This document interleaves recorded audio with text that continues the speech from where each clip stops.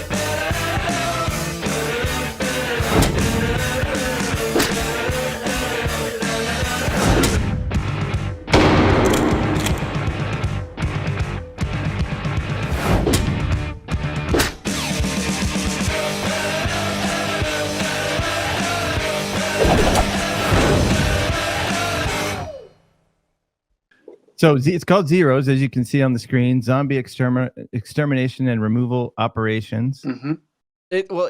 So this was when this was written, was in the kind of height of zombies.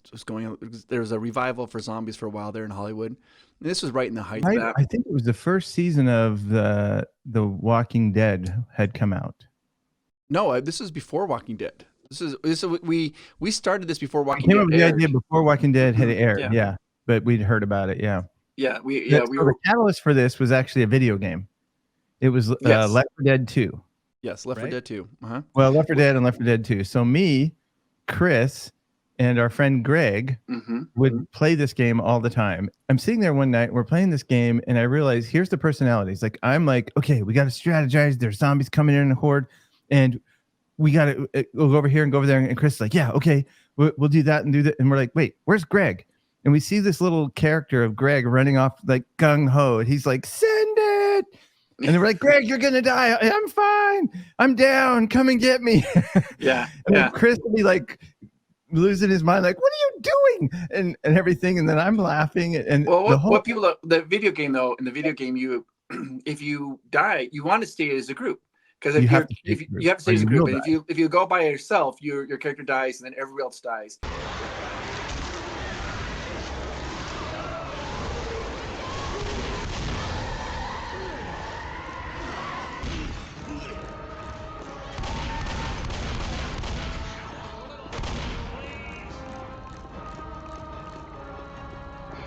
And Greg kept having a habit of running off by himself, thinking he was this like it was another some type of shooter, and it was not like that at all. Yeah, one night after we got done playing, I just sat down and wrote a treatment for the show based on like Chris said, based on our experiences in the game. And I thought, well, I want to make this something a little different than your typical zombie show. So the one thing that makes it a little different, or a couple of things, is I was like, wouldn't it be funny if there was a zombie outbreak, but the government or whoever was able to control it and just wall off a city? So, we invented this fake city called Marshall City with like 300,000 zombies in it. I'm going to explain that a little bit different, because the zombie outbreak is over, but now you got a whole bunch of zombies that are there. So the government just put him in this walled off city. We called it Marshall City, and they just drop him in this walled off area. Because the hope of that someday there might become a cure for the zombies, because your mom might be a zombie, your brother. You don't want to go in and just kill them all, because if you cure them, so they just drop them in the city, and they kind of became a little more docile. Some of them are still aggressive, but a lot of them were just docile, kind of walking around. And periodically, these zombies would sometimes escape the city, and then they would call these exterminators, and they literally like think of them like as a bug exterminator, like glorified pest control is the way. Glorified pest control, and their job is to capture the zombie. They're not supposed to kill the zombie, and then catch and release it back into Marshall City. The government built that giant wall over there to keep all of the zombies inside. Now, if a Ted gets out, then the Zero's job is to catch and release that Ted back inside. What exactly is a Ted? A Ted is short for infect Ted. And that was the whole premise that Dave came up with. And then the other twist that I really liked is we went heavy into comedy. It was not done serious. When you watch that preview, I love that preview because it's got the wind sounding and you see the zombies are running. And it looks kind of serious. Then all of a sudden you see that guy named Artie Waddell, the boss, and the little finger puppet comes up and he's like licking the zombie head. And it just totally goes 180 degrees on that. Very much inspired by Reno 911. Yeah, Reno 911 was a massive heavily influenced on this. Because we love the concept of these guys, the Zeros, like in Reno 911. They have some authority. They've got weapons. They're literally the fate of the world. Because if they screw up, the outbreak breaks out again, and they're like, and so there's a play on words with Zeros, because they are sort of Zeros, like they're zeros, sort of losers. Yeah. And so. Go ahead. Well, I loved it. I loved the thing, though, because you got me excited. I just really loved the idea. The thing is the one thing that we prided ourselves on is we just didn't want zombies. We fleshed out different types of zombies. And there was all different types of zombies on the show. So zombies in the shows were called as Teds. We're like, we got 10 Teds out there. We got to capture 10 Teds or whatever it was. And it's short for infected. But the zombies, it was fun because we gave them kind of personalities. We gave them different attributes.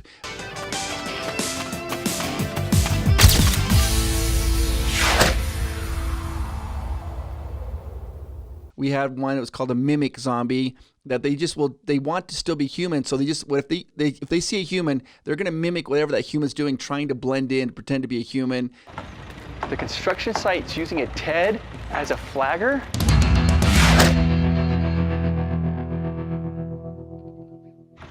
Lance, this is Patches. He's a mimic zombie. I've read about people putting it to work. I've just never seen it before. People only knew how dangerous it was, not to mention illegal. Yeah, but I kind of see the draw. I mean, free labor from somebody who doesn't sleep, eat, drink. I mean, especially if he's a good mimic. A good mimic? Are you kidding me? Patches is the best mimic I've ever seen. Here, watch this. Come on, give it a try. He'll mimic you perfectly. Oh, come on, Lance. Don't be shy. The person that gets this job needs to have a fun side. Oh, I've got a fun side. I know how to dance. In fact, I was dance champion 3 years in a row at Mathletes Camp. Let's do this, Patches. go. Come on. There you go. Oh, yeah. We make this look sexy.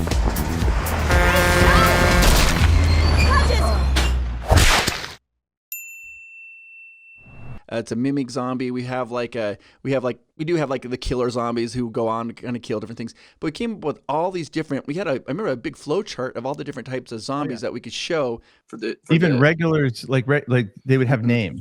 Like we give them a name, and they'd be a regular on the show for the. Yeah, a zombie would be a regular on the show. Exactly. Yeah.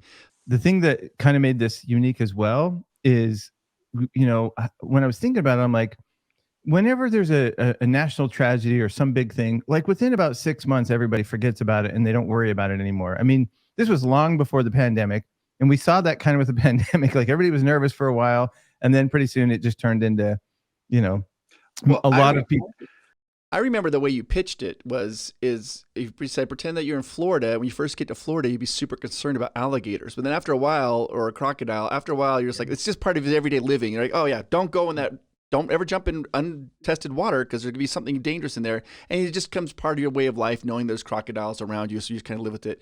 And that was your pitch. I remember you're like, and that's how the people in the world that we were creating would be. Like most people are not afraid of zombies at all. Kind of like, they just see them as a nuisance or like an alligator. Like they know they're dangerous, or like a bear. They know they're dangerous, but they just call the experts. Yeah, yeah. We use the term experts super loosely on that one because the zeros. They call the zeros. Yeah. So Dave came up with this idea. And so I want to do a little background on this. So Dave actually had experience. Dave actually was a filmmaker and made feature-length films that were released. I had acting experience, and I had not, up to that point though, I hadn't written anything yet. But I had been an actor, did a lot of improv, a lot of comedy. And then Dave, with his experience, so he came and pitched this idea to me. He's like, "Hey, this is a great idea," and I loved it immediately, of course. And we kind of started collaborating, trying to come up with really funny ideas of trying to put the most outlandish scenarios out there that we could do. And then the thing that I loved about it is we did something completely different than most people when they're trying to get a show made. They don't do this. Most times when people are getting a television show made, they do a treatment, then they go to studio or they try to find something new and they listen to their pitch, and that's it. We went the exact opposite. We were so confident in the show, and that we started to make it. We started making the show on a shoestring budget with just local talent, knowing that maybe if it ever got picked up, we could recast or do whatever we want to do. And we started making these like 5-minute little episodes of funny different things that are happening. And we made a whole slew of them, fleshing out the characters. And for us, I thought that was a really good way because it helped us make sure each of the characters who was a zero was very individualized and really had their own personality. And so what we ended up doing is we had the boss who was just kind of there as a 9-to-5. His name was Artie in the show, and he just didn't really care. Lazy, very lazy. Who wants to see some Teds? Sometimes they're a little shy. Don't worry, I got something that'll do the trick right here. Ted bait. It's like zombie crack. Just a little, there you go. And, all right, come on guys, come and get it. You know you want it. Oh, there, look at that. All right, that's it. Show's over. Don't touch me. Hey, stop it. What are you doing? You don't like it when I do this?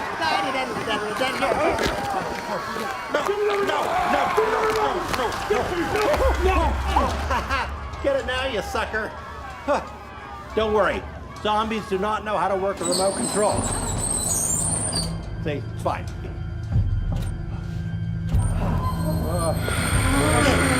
We should probably run.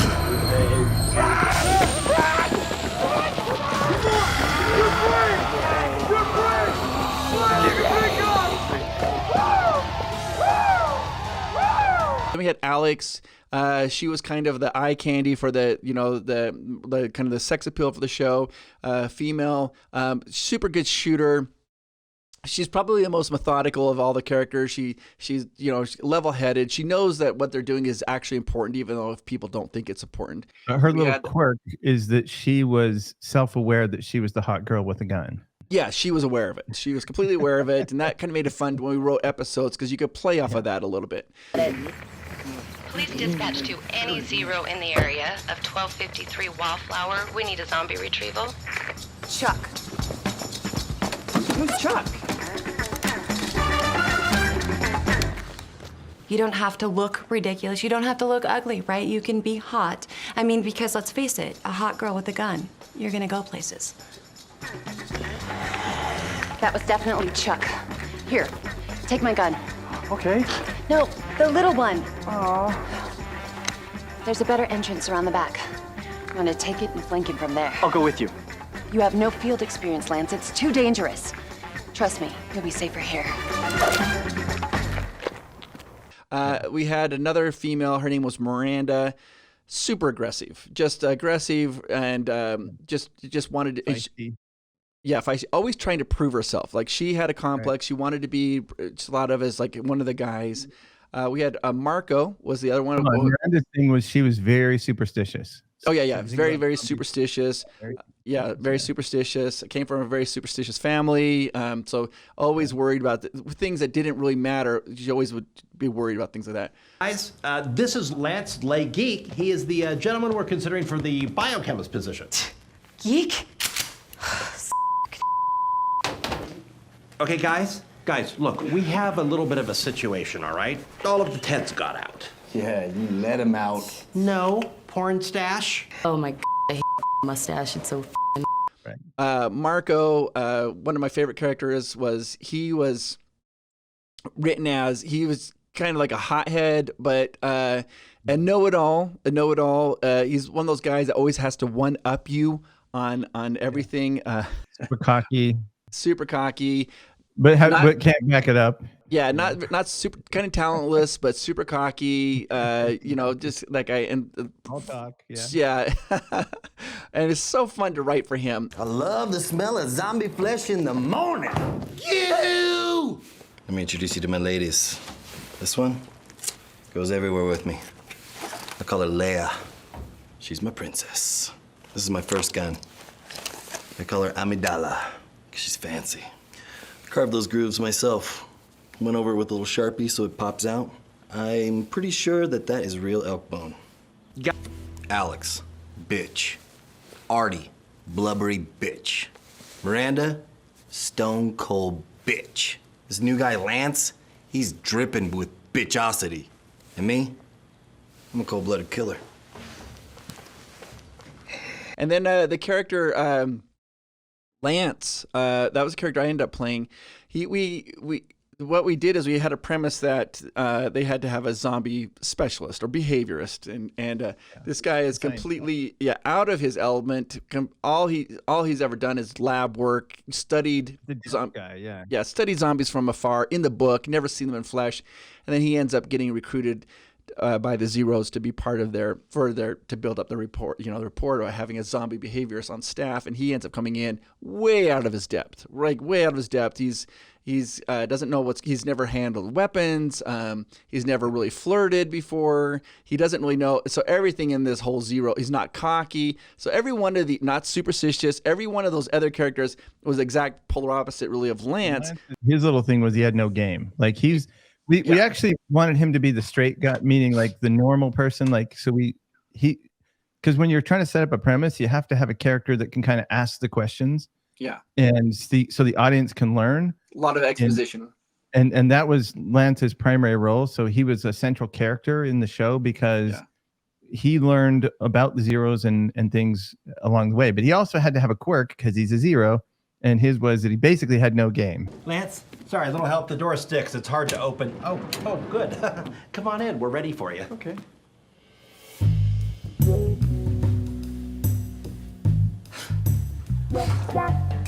You must be Lance. I've heard so much about you. I'm Alex. I was thinking today you could shadow me like on a working interview, see if you're a good fit for the job. Yeah, sure, that'd be fantastic. Lance, could you just give Alex and I 1 second? Okay. Just 1 minute. Sure. We'll be right with you. Okay. Hi. Alex, did you see the way he looks at you? No, not really. Your sex plan is definitely gonna work. Artie, there's no sex plan. This is Lance Lay Geek. He is the gentleman we're considering for the biochemist position. Geek? No, actually, it's leg week. It's French. It's nice to meet you. Oh, leg weak. I'm leg weak. Ooh, my legs are so weak. Why not leg strong, huh? You're welcome. I don't really know Marco very well either. He did fill me up. twice. So what are we looking for? Well, we got a tip that a construction crew is using one of the mimic zombies that escaped this morning for manual labor. I just gotta verify it before we go in.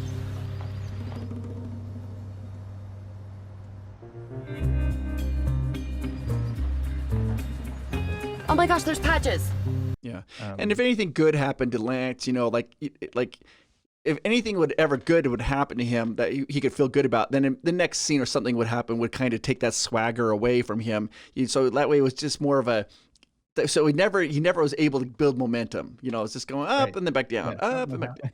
And so that was fun. But he was the everyman for us. And so you were able to do a lot of jokes around Lance. We have so much footage. We have so much fun footage. And we have so many awesome stories. If you're at all interested in how to go from not knowing anything about television to how to get a show on TV and how crazy that world is, boy, do we have stories for you. So I'll do the next episode, Dave. We'll do that on the next episode. We'll do that on the next episode. So make sure you're subscribed. And if you're watching this later, go check out the other videos and you'll see our other stories. So Chris, love talking about Zero. We'll do this again. Sounds good. Thanks, everybody. Bye-bye. Bye.